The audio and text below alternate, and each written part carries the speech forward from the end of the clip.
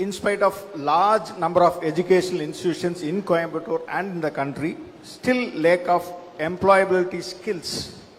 How do you think we can change that? Currently, we have an unemployment problem. So even if we have skilled people, we don't know where to put them. So the first thing that we need to do is we need to start the economy once again. And we need to start the economic engine, which is jammed, right?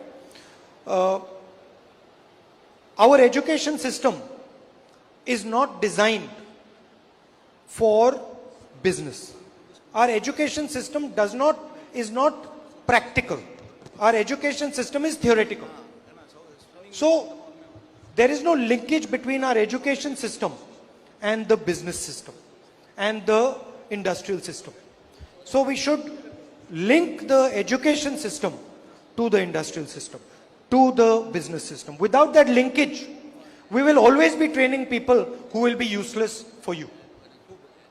Do you have the ability to go to universities, to advise universities on what small and medium businesses need from their employees? You don't. So that linkage is critical. Linkage between our education system and business system.